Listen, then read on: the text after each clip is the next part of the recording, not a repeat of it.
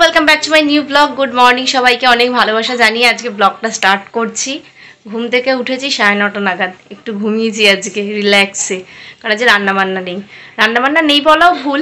একটুখানি লাউয়ের তরকারি করলাম, ফ্রেশ হয়ে ঘরটা ঝাড় দিয়ে গিয়েছিলাম রান্নাঘরে।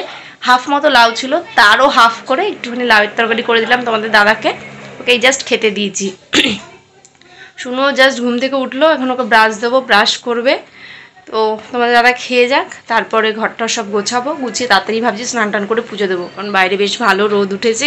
আর আজকে নীল ষষ্ঠী, সবাইকে আমার তরফ থেকে শুভ নীল ষষ্ঠী। সবাই ভালো করে নীল ষষ্ঠী কাটিও, আমিও নীল ষষ্ঠী কাটাবো। তো এখন আগে তোমাদের দাদা খেয়ে যাক, তারপর শুনুকে দেখি কি টিফিন করে দিই, ও কী খাবে। ভাবছি ম্যাগি করে দেবো, নুকাইদের গ্যাস থেকে একটু ম্যাগি করে এনে দেবো, কারণ ম্যাগি খেলে না আমাদের নিরামিষ থাকলে আমি গ্যাসে ওকে করে দিই না, কারণ কি মশলায় কি থাকে না থাকে ওই জন্য আমি আর করে দিই না। আর রান্নাবান্না আজকে কিছু করবো না, কারণ শুনুকে ডিম রয়েছে, একটা অমলেট করে দেবো নুকাইদের গ্যাস থেকে। আমাদের গ্যাসে তো হবে না, ওরা আবার আমিষ খায়, তো ওদের গ্যাস থেকে একটা ডিমের অমলেট করে একটু ভাত নিয়ে ওদের কাছ থেকেই খাইয়ে দেবো, কারণ শুনু একা মানুষ, ওর জন্য রান্না করে বেকার নষ্ট করবো না। রান্না করলে ও খাবেও না, রাত্রে খাবে কিনা সন্দেহ হয়। সাবু টাবু মাখা হবে, ওই জন্য দুপুরে ওইটুকু খাওয়ার জন্য আর ওর জন্য রান্না করবো না। নুকাইদের বাড়ি থেকে অল্প একটুখানি ভাত আর ওই ডিমের অমলেট করে এনে দেবো, ওই দিয়ে ও খেয়ে নেবে। আর তোমাদের দাদা তো রাত্রে কিছু খাবেই না, আজ বলে দিয়েছে ওই সাবু মাখা এসে খাবে, ফল খাবে, ব্যাস, রাত্রে কোনো ঝামেলা নেই। ওই জন্য আজকে রান্নাবান্নার কোনো ঝামেলাই নেই। তো এখন বিছানাটা গুছিয়ে তাড়াতাড়ি ঝটপট স্নান করবো আর মাথা ঘষবো। পরশুদিন মাথা ঘষেছি, আমার খেয়াল নেই যে আজকে তো আবার মাথা ঘষতে হবে, বেকার পরশুদিন ঘষলাম, আজকে ঘষলেই হতো, তো কি আবার আজকে একটু ঘষবো। তো ভিডিওটাকে স্কিপ করো না, পুরোটা দেখতে থাকো আর আমার সাথে থাকো। আমি গেছিলাম একটুখানি দোকানে, মিষ্টি দোকানে গেছিলাম, একটু মিষ্টি আনতে গেছিলাম, ঘরে ঠাকুরকে পুজো দেবো ওই জন্য। আর একটু টক দই নিয়ে আসলাম আমার জন্য। আর শুনুকে এই যে নুকাইদের বাড়ি থেকে ম্যাগি করে দিয়েছি, ও খাক ম্যাগিটা। তোমার দাদা বেরিয়ে গেছে কাজে, আর এখন আমি কাজে হাত দেবো। বাসন রয়েছে, বাসি বাসন রয়েছে, প্লাস রান্না করলাম তার কিছু বাসন রয়েছে, তো ওগুলো সব এখানে মাজবো, মেজে ঘরটা মুছে আর স্নানটা করে নেবো। তাড়াতাড়ি খা। ওই দইটা দিয়ে লস্যি করবে? হ্যাঁ, জল ঢেলে এসে তারপরে। তো এখন আগে অনেকগুলো বাসন রয়েছে, সেগুলো মেজে নিই, নাহলে দেরি হয়ে যাবে। এখন বাজে 11:30। ইচ্ছা আছে 1টার মধ্যে চলে যাওয়ার জল ঢালতে, দেখি কতদূর কি হয়, যদি পারি তো যাবো, নাহলে তো লেট হলেই হলো।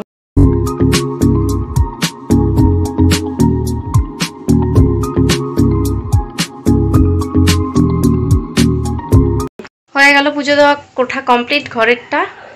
এবার যাব মন্দিরে। তো এখন আগে আলমারিটা খুলি, এরকম সাদা শাড়ি বের করবো। এই একটা ছাপার শাড়ি রয়েছে, এটাই পরবো আজকে।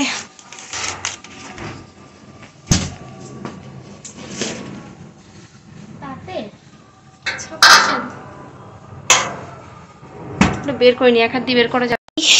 এই শাড়িটা পরবো, ছাপার শাড়ি, ফেব্রিকের কাজ করা এই শাড়িটা। এটা হচ্ছে বডি, আর আগের দিন যে ব্লাউজটা কিনেছিলাম ওটা দিয়েই পরবো।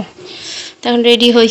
সারা বছরে তো আর আলতা পরি না, এই বছরে 2টো দিন আলতা পরি, এক হচ্ছে নীলের উপোসের দিন আর এক হলো দশমীর দিন। এই 2টো দিনে আলতা পরা হয়, ওই জন্য ভাবলাম আগে আলতাটা পরে নিই, কারণ শুকোতেও টাইম লাগবে না, সারা পায়ে লেপটে যাবে। আমার আলতা পরতে ভালো লাগে, কিন্তু সারা বছর তার পরে হয়ে ওঠে না, তো এই বছরে 2টো দিন একটু পরি। তার সাথে ভালো তার একটু নুপুরটাও পরি, অন্য দিন তো অলক্ষ্মী হয়ে থাকে, আজকে নয় একটু লক্ষ্মী হই, সেই কারণে একেবারে নুপুরও পরে নিলাম, তার সাথে আলতা পরলাম। কিন্তু আলতার গোলটা না মানে ডিজাইন করতে গেছিলাম, তো সেটা আর হয়নি, তাই জন্য লেপটে গেছে বলে ওটাকে বিশাল বড় করে গোল করে দিয়েছি। ফাইনালি রেডি হয়ে গেছি, শাড়ি পরা কমপ্লিট। শাড়ি তো পরা না, যেন যুদ্ধ, মারালা শাড়ি পরতে ভীষণ কষ্ট হয়েছে। তো এই যে ফাইনালি সব কমপ্লিট, সব গুছিয়ে নিয়েছি, এবার শুধু বেরোনোর পালা।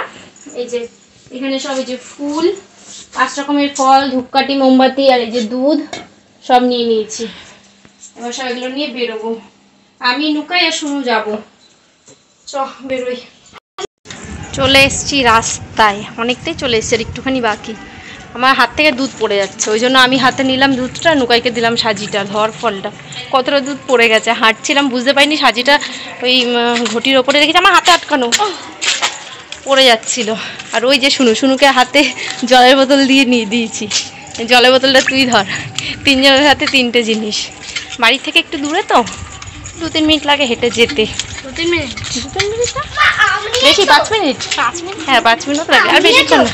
সব নিয়েছি, এখন যাই। এখন তো কথা হচ্ছে গিয়ে লাইনটা কিরম পড়ে, মারাত্মক। 2:30 বেজে গেছে, 1টায় বেরোবো বলেছি, 2:30 বেজে গেছে। 11:30 12টার মধ্যে বেরিয়ে যাবো না, তারপর বলছেন যে 1টার মধ্যে রেডি হয়ে বেরোতে পারলে ভালো হয়। 1টা 2:30টার সময় বেরোলাম, বাড়ি যাবো কখন জানি না, লাইন কেমন, ওখানে ভীষণ লাইন পড়ে, দেখা যাক গিয়ে। হ্যাঁ বন্ধ করে দে, রোদ নেই। মন্দিরের সামনে এসে আমার চক্ষু চড়ক গাছ, লাইন দেখেছো লাইনটা একবার, যেটার ভয় পাচ্ছিলাম ঠিক সেটাই ঘটলো। লাইন দেখে আমার মাথা খারাপ হয়ে গেছে। আমি তো গিয়ে ভাবছি যে কতক্ষণে আমি মন্দিরে ঢুকবো, কারণ এত লাইন কখন শেষ হবে বুঝতেই পারছিলাম না। তো লাইনে কিছুক্ষণ দাঁড়ানোর পরেই দেখছি পেছন থেকে বাবা মহাদেব আর মা পার্বতী আসছে। এখানে প্রত্যেক বছর এটা হয়। এটাকে শিবের গাজন বা সামথিং কিছু বলে, আমি এক্স্যাক্টলি জানি না, তোমরা যদি কেউ জেনে থাকো বলো। তো এটা দেখো, এখানে সবাই মা দুর্গা শিব নাচ করছিল। প্রত্যেক বছর এনারা দুজনই আসে। পার্বতী হয়তো মাঝে মধ্যে চেঞ্জ হয়, কারণ এই আগের বছর ইনি ছিল না, কিন্তু যে শিব সেজেছে প্রতি বছর এই ছেলেটাই শিব সাজে, আর দেখতে সত্যি খুব সুন্দর লাগছে, পুরো মহাদেবের মধ্যে ছেলেটাকে লাগছিল দেখতে। আর প্রতি বছর এখানে নাচ হয়। তো শিব পার্বতী চলে যাওয়ার পর এখানে হচ্ছিল আর একটা জিনিস, সেটা হচ্ছে ওজন। অনেকে বাচ্চার মানসিক করে যে বাচ্চার ওজন অনুযায়ী ফল দেবে, বা অনেকে সবজি বা চাল এসব দেয়। তো এখানে দেখছিলাম ফল দিচ্ছিল, আর তার সাথে চাল, সবজি আর তেল দিয়েছিল। ফলটাই বেশি ছিল আর মশলাপাতি তেলগুলো একটু কম ছিল। তো যে বাচ্চাটাকে দেখছিলে পাশে দাঁড় করানো, ওরই মানসিক ছিল, তো তার জন্য সব সরঞ্জাম জোগাড় করছিল। এখানে যেটা দিয়ে ওজন দেবে সেগুলো সব পাশে রাখছিল। তারপরে যেটাই ওজন হবে সেটাকে ভালো করে পুজো করছিল ওখানকার ব্রাহ্মণরা, ফুল দিয়ে জল দিয়ে। দেখলাম ঝুড়ির ভেতরে মানে বাবার মাথায় যে জল ঢালে দুধ দিয়ে, সেটাও ঢাললো এখানে। তো এটা এর আগে আমি একবার দেখেছিলাম যখন আমার প্রথম বছর বিয়ে হয়েছিল, আর এবছর দেখলাম। দেখতে না বেশ ভালোই লাগে এইসব নিয়মগুলো। আমাদের বাঙালি কালচারে দেখবে অনেক নিয়ম আছে যেগুলো আমরা এখনও অবধি জানিও না। তো সবার প্রথম এই বাচ্চাটাকেই বসানো হয়েছিল। তারপরে দেখছিলাম আরও অনেক বাচ্চা ছিল, পরপর সব লাইন দেওয়া ছিল, মানে একজনের পর একজন পরপর হবে। তো বাচ্চাটাকে বসিয়ে দেওয়ার পর যা ফল এনেছিল ওরা মোটামুটি দিয়ে দিয়েছিল। তারপরে মানে মাপ মতো ওরা সেটাকে ম্যানেজ করবে যে সমান সমান যতটা দিলে হয়, একদম বাচ্চাটার একদম মাপে মাপে দিতে হবে। জিনিসটা দেখতেও খুব ভালো লাগে, জানো তো। মানে এগুলো আমি বিয়ের আগে কোনোদিন আমাদের বাপের বাড়ি ওখানে দেখিনি, আমি এখানে এসেই এইসব জিনিসগুলো দেখেছি, আর দেখতে সত্যি এগুলো খুব ভালো লাগে। দেখো বাচ্চাটা কি সুন্দর চুপচাপ বসে আছে, আর খুব সুন্দর করে ফুল চন্দন দিয়ে বাচ্চাটাকে সাজানোও হয়েছিল, দেখতে ভালো লাগছিল। তো আর ওখানে যারা স্টাফ ছিল, মানে ওই মন্দিরের লোক, তারাই এই ওজনটা করছিল যে কোনটা দিলে কতটা কি হবে না হবে। তো প্রথমে তো মেলাতেই পারছিল না, তারপরে অনেক কষ্ট করে কম বেশি দিয়ে তারপরে মিলিয়েছিল। তো তারপর আমি চলে গেছিলাম জল ঢালতে। এটা হচ্ছে মন্দিরের ভেতরে, আর দেখো বাবা মহাদেবের মূর্তিটা কি সুন্দর, মুখটা ভীষণ মিষ্টি ছিল। আর বাবা মহাদেবের পাশে একটা মূর্তি ছিল, আর এখানে না পাট আছে, পাটে জল ঢালতে হয়। তো আমার জল ঢালা হয়ে গেছে। তারপর বাইরে বেরিয়ে দেখছি যে যাদের ওজন দিচ্ছিল তারা আবার বাতাসার লুট দিয়েছিল। তো সবাই বাতাসা করাচ্ছিল, তো আমিও একটা বাতাসা নিয়ে নিয়েছিলাম। বাতাসার লুট থেকে একটা বাতাসা পাওয়া খুবই ভালো, তো আমিও একটা নিয়ে তারপরে গেছিলাম ধূপকাঠি মোমবাতি ধরাতে, কারণ মন্দিরের স্পেসটা ছোটো, তো ওখানে ভেতরে ধরাতে দেয় না, বাইরে ধরাতে হয়। তো আমি বাইরে বেরিয়ে ধূপকাঠি আর মোমবাতিটা ধরিয়ে ভালো করে দেখিয়ে দিয়েছিলাম ঠাকুরের কাছে। তো এরপরে যাব বাড়িতে। মানে 2.5 ঘন্টার কাছাকাছি যেন লাইন দিয়ে দাঁড়িয়েছিলাম, এতটা পরিমাণে লাইন ছিল, আর বিশেষ করে ওজন হচ্ছিল বলে না আরও বেশি ভিড় হয়ে গেছিলো। চলো অবশেষে লাইন দিয়ে পুজোটা দেওয়া। আমার হাত এটা কাঁপছে থরথর করে, ধরেছিলাম বাটাটা প্রায় 1.5 ঘন্টা। 2:10-15 নাগাদ এখানে ঢুকেছিলাম, এই তো ওরকমই হবে, 2:10-15 নাগাদ হবে না, ওই 15-20 নাগাদ ঢুকেছে। এখন বাজে পুরো 3:30, 3:30 বাজে। আর পারছি না, আমি জল নিয়ে এসেছিলাম, আগে জল চরণামৃত খেলাম, খেয়ে আগে জল খেলাম, শান্তি। এবার বাড়ি থেকে যেই ফলটা দিয়েছি ওই ফলটা একটু খাবো। টিপ পরিয়েছে আমাকে, দেখো পুরো লেপটে দিয়েছি, মনেই নেই পুরো লেপটে দিয়েছি। মানে এই হাতটার কোনো জোর নেই, ধরে রাখতে রাখতে হাতটা পুরো অবশ হয়ে গেছে। বাবার যা ভিড়, অন্যান্য বছর এর থেকে একটু কম ভিড় হবে, এই বছর একটু বেশি ভিড় না, আগের বছর একটু ভিড়টা কম ছিল। এসেছিলে আগের বার, এবারে ভিড় বাবারে বাবা, পা ফেলা যাচ্ছে না। হ্যাঁ, লোকে একদম গিজগিজ করছে পুরো, বাপরে বাপ, কিন্তু মানুষের মাথা দেখা যাচ্ছে, তার মধ্যে ওজন দিচ্ছে ওখানে, ওই জন্য আরো বেশি ভিড় হচ্ছে। টক দইটা আনলাম, ওটা একটু গোলালাম, টক দইটা দিয়ে লস্যি করে খাচ্ছি, একটু পরে ফল কেটে খাবো, কারণ এসে না হাফ বোতল জল আবার খেয়েছি, গা গুলাচ্ছে, ওই জন্য একটু লস্যিটা খাই, পেটটা ঠান্ডা হোক, তার কিছুক্ষণ পরে আবার একটু ফল। আবার পারছি না, হাত মাত কাঁপছে আমার থরথর করে। বসে পড়েছে, ওটা আমার ডাল আলু মাখা আর কুমড়ো ভাজা দিয়েছে, ওই দিয়ে ভাত খাচ্ছে। আলু ভাজা, ও তাই, ওই তো খাওয়া তাড়াতাড়ি খেয়ে নে। আর এই যে এখানটা তোর লস্যিটা গুলিয়ে রেখেছি, খেয়ে উঠে এটা খেয়ে নিবি। ভাত খেতে খেতে লস্যি খাবি? তাহলে খেয়ে নে আগে। ফ্রেশ হলাম, হয়ে ফলগুলো কাটলাম, কিছু একটু খাই। তরমুজটা কাটলাম, বেশি ফল কাটিনি, তবু অনেকটাই হয়ে গেছে। একটা আপেল কেটেছি, এই যে শশা কেটেছি, আর এই ওখান থেকে একটা কলা দিয়েছি, ওই কলাটা, আর একটা মিষ্টি নিয়েছি, ঘরে যে ঠাকুরকে পুজো দিয়েছি ওই ঠাকুরের প্রসাদ, ব্যাস এই খাবো। সন্দব লবণ নিয়েছি, শশাগুলো নুন দিয়ে খাবো, তাহলে একটু ভালো লাগবে। ঠাকুরের ওখান থেকে একটা ফ্রুটি দিয়েছে, ফ্রুটি আবার আমি খাই না, তোমাদের দাদা আসবে ওকে কেটে দেবো, আমি খাবো না, আমার ভালো লাগে না। আমার এই তরমুজ খেলে আর কিছু লাগবে না, তরমুজ আর শশা। শুনুও খাবে না, ওই মাত্র ভাত খেয়েছো, আর খেতে ইচ্ছে করছে না। আমি যা খেতে পারবো খাবো, নাহলে ফ্রিজে ঢুকিয়ে দেবো।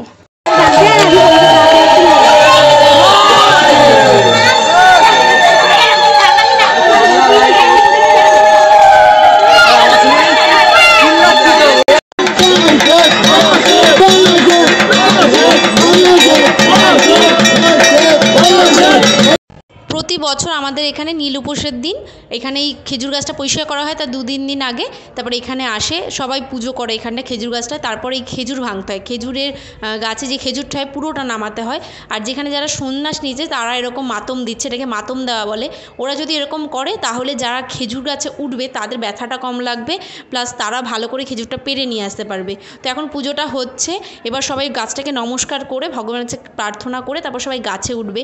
এটা মানে সবার বিশ্বাস, জানো তো, জানি না কাদের ওখানে হয়, আমাদের এখানে এটা আমি দেখলাম বিয়ের পরে এসে, আমি বাপের বাড়িতে কখনো দেখিনি। তো দেখো এখন সবাই পুজো হয়ে গেছে, এই একজন করে সবার প্রথম ইনি উঠছেন, ইনি উঠবেন, পুরো গাছটা যতটা পারবে ওঠার চেষ্টা করবে। আমি এর আগে যত বছর দেখেছি একজনই উঠে একদম খেজুর পেরে নিয়ে আসে, একদম খেজুর গাছের মাথায় ওঠে।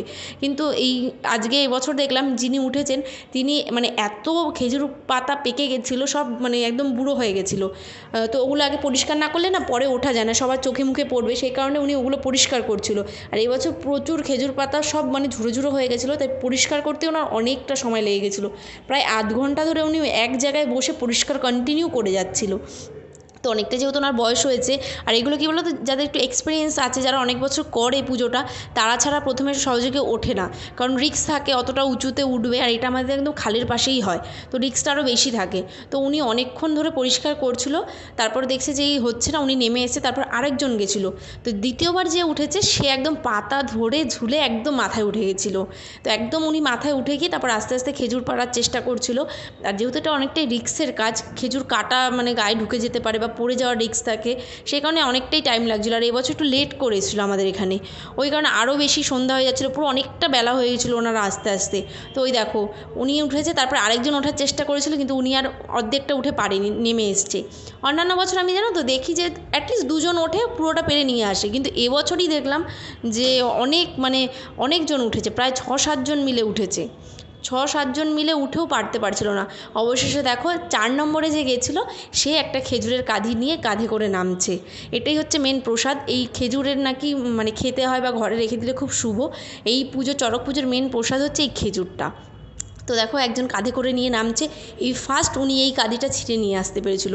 প্রায় অনেকটা বেলা হয়ে গেছিলো, তখনও কেউ পারছিল না। তো সবার চিন্তা হচ্ছিলো যে আদৌ ছিঁড়তে পারবেই কিনা খেজুর, আর যেহেতু একদম কাঁচা মানে থাকে তো ছিঁড়তেও অনেকটা কষ্ট হয়। তো অবশেষে একজন পেরেছিল নিয়ে আসতে, তো সবাই খুবই খুশি হয়েছিল যে অন্তত পেরেছে।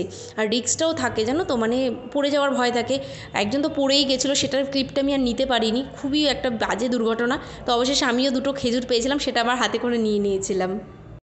সাবু নিয়েছি, এই যে একটা গোটা বড় নারকেল কেটেছি, পুরোটাই দিয়ে দেবো। সাবু মাখায় না নারকেল বেশি না হলে ভালো লাগে না, পড়িস না রে। এই যে কলা, তার সাথে চিনি, একটু দেবো সন্দব লবণ, সন্দব লবণ ছাড়া না আমি খেতে পারি না, তো মেখে নিই, এক হাত দিয়ে মাখতে পারবো না। ঠিক আছে, সাবু মাখা এই যে আমাদের জন্য এটা রেখেছি, আর এই একটা নুকাইদের বাড়ির জন্য, একটা পপিদের বাড়ির জন্য বেড়েছি। সবাই উপোস করলে একটু বসে থাকে সাবু মাখা খাবে বলে, তো ওদের একটুখানি দিয়ে আসি, দিয়ে তারপর আমি খেয়ে নেবো, খিদে পেয়েছে খুব। লাফাসটা ওরকম, তোমার দাদাও চলে এসছে, আমি পপিদের বাড়ি সাবু দিতে গেলাম, দেখেও চলে এসছে। তো এখন ফল টল কেটে ফেললাম, ওই যে সব দিয়ে দিয়েছি, এখন আমিও খাচ্ছি। আমি গামলাটার ভেতর যেটা মাখিয়েছি ওটাতেই নিয়ে নিয়েছি, যতটা পারবো খাবো, না পারবো রেখে দেবো ফ্রিজে, কালকে খাবো। আমার সাবু মাখা খেতে খুব ভালো লাগে। তো শুনু আর খাবে না বলছে, শুনুকে দেখি একটুখানি ভাত খাইয়ে দেবো। নকুদের বাড়ির থেকে 1 মুঠ মতো ভাত আনবো, এনে ওকে একটু ভাত খাইয়ে দেবো। একটু সাবুমাখা খেয়েছে, এখন আর বলছে খাবে না। খেয়ে দিয়ে নি, আর ওকে খাইয়ে দেবো, একবার খেয়ে দিয়ে শুয়ে পড়বো। মা জানো আমি এই ঘন্টায় এমনি নাচ করছি, গোলাপি তারি আলি লালি লালি। তো আজ ভিডিওটা এখানে শেষ করছি, দেখা হবে নতুন একটা ব্লগের সাথে। ততক্ষণ সবাই সুস্থ থেকো, ভালো থেকো, আমার সাথে থেকো, আর আমাকে সাপোর্ট করতে থেকো। টাটা।